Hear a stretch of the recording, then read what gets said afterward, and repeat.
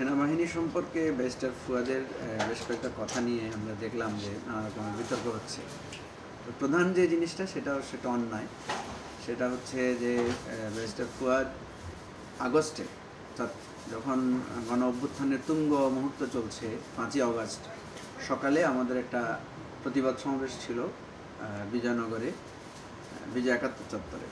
সেখানে আমরা দেখেছি যখন আমাদের দলের বিভিন্ন দিক থেকে খবর আসছিল যে বিভিন্ন জায়গায় পুলিশ ছাত্রদেরকে মেরে পুড়িয়ে দিচ্ছে, বিভিন্ন জায়গায় পুলিশ নির্যাতন করছে, একই সাথে সেনা ক্যান্টনমেন্টে মিটিং ডাকা হচ্ছে, বঙ্গভবনে এক ধরনের মানে খুবই উত্তুঙ্গ পরিস্থিতি।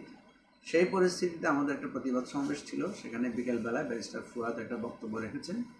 সেখানে তিনি খুবই স্বাভাবিকভাবেই তৎকালীন সময়ের ক্ষেত্রে তিনি প্রেসিডেন্ট এবং সেনাবাহিনী প্রধানকে উদ্দেশ্য করে চক্রান্তের বিরুদ্ধে উনি একটা বক্তব্য রেখেছেন এবং সেখানে হয়তো কিছু ভাষা ব্যবহারের ক্ষেত্রে কারণ তখনকার পরিস্থিতিটাই ছিল একটা একেবারে সব কিছু উলট পালট করে দেওয়ার ব্যাপারে। তো আপনারা তো জানেন যে আমরা সবাই জানি যে 5ই অগাস্ট যেখানে গণভবনকেই মানুষ ঘেরাও করে সেখানেই লণ্ডভণ্ড করে দিয়েছে। সুতরাং সেদিন মানে সরকারের বা ফ্যাসিবাদের যেই সমস্ত চিহ্ন ছিল সব কিছুকেই উড়িয়ে দেওয়ার এই ধরনের একটা পরিস্থিতি বিরাজ করছে। সেই পরিস্থিতিতে ব্যারিস্টার ফুয়াদ সেখানে প্রতিবাদ সমাবেশে বক্তব্য রেখেছে। তখন কিন্তু ইন্টারনেট বন্ধ ছিল, মেইন মিডিয়াগুলো সবগুলোই বন্ধ ছিল, বা তখন কোনো খবর আমাদের প্রচার করা হয় নাই। ওই খবরটা, ওই দিনের ওই বক্তব্যটা কিন্তু কোথাও সেভাবে প্রচার হয় নাই। লিমিটেড কিছু জায়গায় হয়তো ফেসবুকে বা ইউটিউবে কোথাও আছে।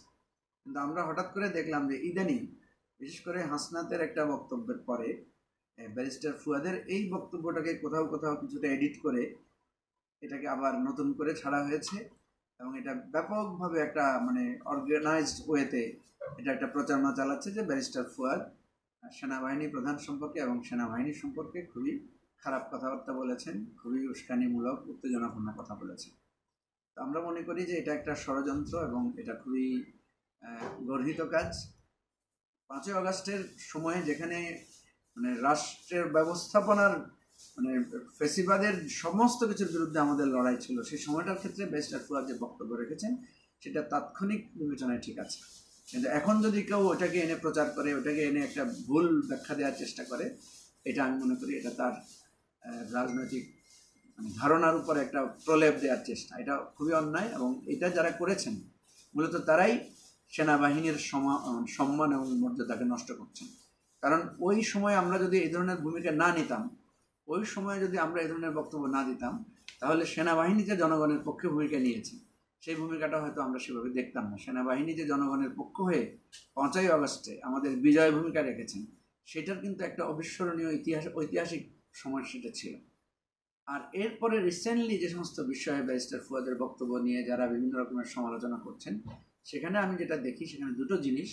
একটা হচ্ছে যে সেনাবাহিনীর রাজনীতিতে হস্তক্ষেপের বিষয়টাকে ব্যারিস্টার ফুয়াদ সেটাকে প্রতিবাদ করেছেন।